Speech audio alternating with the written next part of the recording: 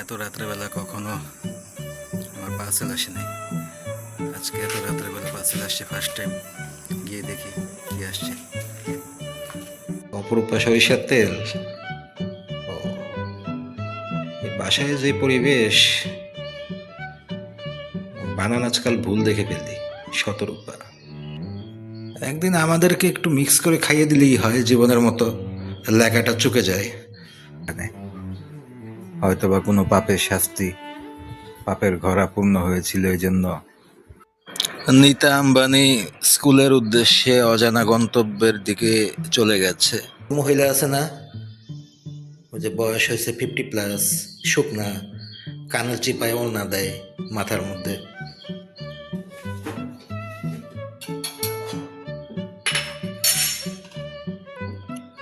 পাথরের মতো বিচি সমৃদ্ধ, তার ফেভারিট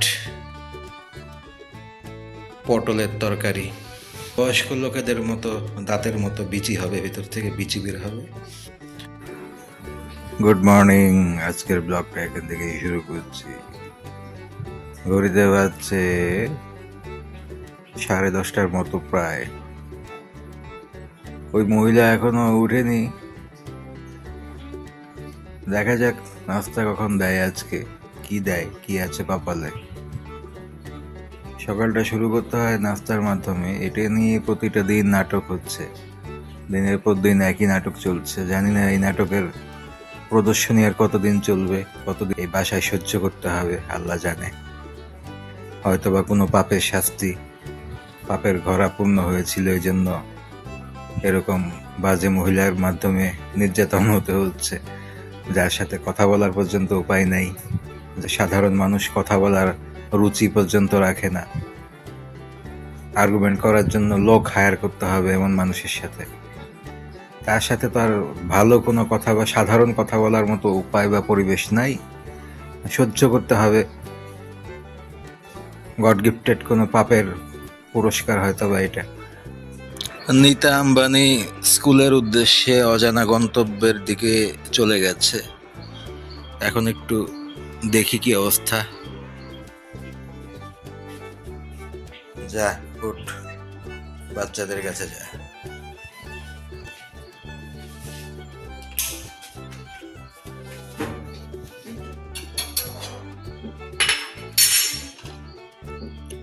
বাসি ভাত,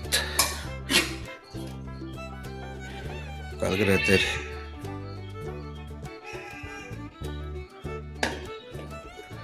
বৃদ্ধ লোকের দাঁতের মতো শক্ত শক্ত, মানে যে পাথরের মতো বিচি সমৃদ্ধ, তার ফেভারিট পটলের তরকারি।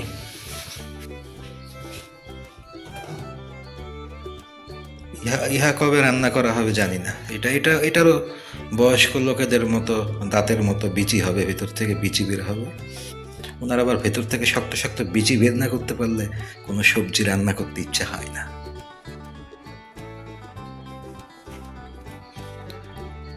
এটা আবার কি? একদিন আমাদেরকে একটু মিক্স করে খাইয়ে দিলেই হয়, জীবনের মতো লেখাটা চুকে যায়।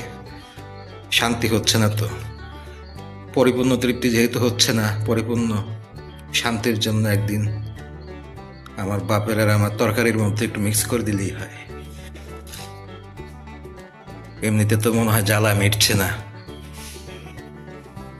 সারাদিনের মধ্যে রান্না করা হয়েছে এই ডালটা শুধু। আর ওই যে বললাম যে সেই বাসি পটলের তরকারি আছে।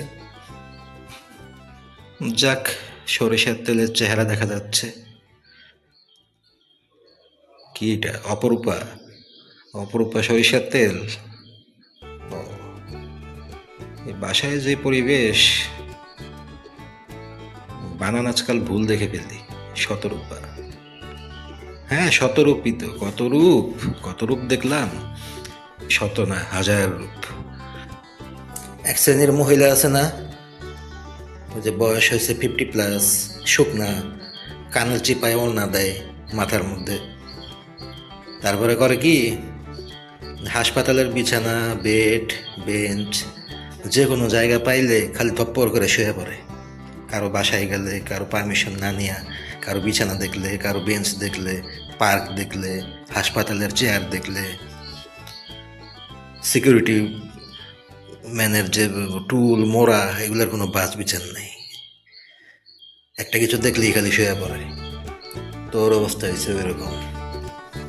তুই আমার সাথে সাথে ঘুরবি, একটা জায়গা দেখলে খালি ঠাস করে শুয়ে পড়বি।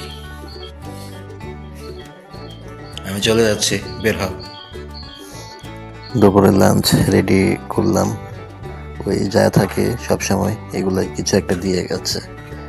ওই হালকা বাসি তরকারি ছিল মনে হয়, তার সঙ্গে ডিম ভাজিটা আমাদের বাসায় একেবারে ম্যান্ডেটরি ফরজ। এটা ছাড়া আর কোনো দ্বিতীয় অল্টারনেটিভ কোনো ওয়ে নাই, মানে ডিম ভাজি থাকতেই হবে। এটা ছাড়া কোনো কিছু সম্পূর্ণ হয় না। আর যে কোনো কিছুর মধ্যেই এটা লাগবে, কারণ বেশিরভাগ সময় তো কিছু থাকেই না। তো সেই ধরনের ক্ষেত্রে ডিম ভাজি আমাদেরকে অনেক দিন থেকে সাপোর্ট করে আসছে, রক্ষা করে আসছে, বাঁচিয়ে আসছে, খাইয়ে পরিয়ে রেখেছে। ডিম ভাজি যদি না থাকতো তাহলে যে কি খেতাম, কীভাবে আমিষের চাহিদা পূরণ হতো, সেটা নিয়ে মাঝে মাঝে চিন্তায় পড়ে যাই। ভাগ্যিস দেশে ব্রয়লার মুরগি ছিল, মুরগির ফার্ম ছিল, অনেক অনেক ডিম উৎপাদন হয় এবং মোটামুটি একটা রেঞ্জের ভিতরে ডিমটা পাওয়া যায় দামের মধ্যে। আর তা না হলে যে কি হতো আল্লাহই জানে। তো এখানে হয়তো একটু মাছের বাসি তরকারি ছিল, ঝোল টোল কিছু ছিল, এটা নিচ্ছি। তার সঙ্গে ডিম ছিল, মানে সম্পূর্ণ মাছ দিয়ে খাওয়া হচ্ছিল না, ওরকমভাবে ছিল না। তো তার জন্যই আর কি সঙ্গে ডিমটা দরকার ছিল। আর ডালটা তো খুবই ইম্পর্ট্যান্ট একটা আইটেম, ডাল ছাড়া তো হয়ই না। মূলত ডাল দিয়েই আমাদেরকে চালানো হয় বেশিরভাগ সময়। তো কোনো কারণে যদি ডালটা না থাকে তাহলে খুব বিপদে পড়তে হয়, কারণ গলা ভিজানোর মতো যদি কিছু থাকে সেটা হচ্ছে ডাল, আর তা না হলে ফ্রিজের পানি। এই দুইটা ছাড়া কিছুই থাকে না।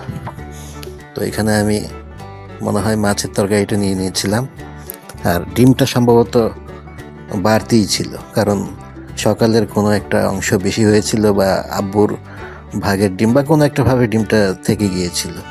ডিমটা থাকার কথা ছিল না সেদিন, এটা আমার যতটুকু মনে আছে যে এটা একটা বাড়তি অংশ। ওই জন্য ভাতের সঙ্গে আমি তো ডাল খেতে পারি, ডালটা তো ছিল না, তো আমার জন্য মনে হয় ওইটার ব্যবস্থা করা হয়েছে। আর অন্যান্য কিছু আইটেম থাকে, যেমন বিভিন্ন ধরনের ভাজি বা বিভিন্ন সবজি, যেগুলো আমি সবসময় খাই না। ওই এত রাত্রেবেলা কখনো আমার পার্সেল আসেনি, আজকে এত রাত্রেবেলা পার্সেল আসছে ফার্স্ট টাইম। গিয়ে দেখি কি আসছে।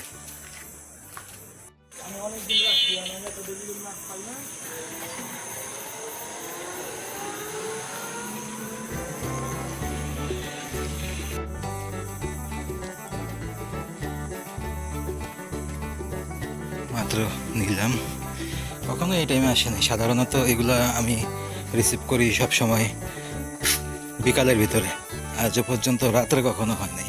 8টার পরে আমি কখনো দেখি নাই আর কি, আমার সঙ্গে হয় নাই। সব সময় চলে আসে 5টা, সর্বোচ্চ 5:30, খুব বেশি হলে 6টা। আর একটু হলে আমি ঢুকে যেতাম ওয়াশরুমে গোসল করার জন্য। ভাগ্য ভালো আমি ঢুকি নাই, একটুর জন্য না হলে মিস করতাম, বিশাল বিপদে পড়তাম।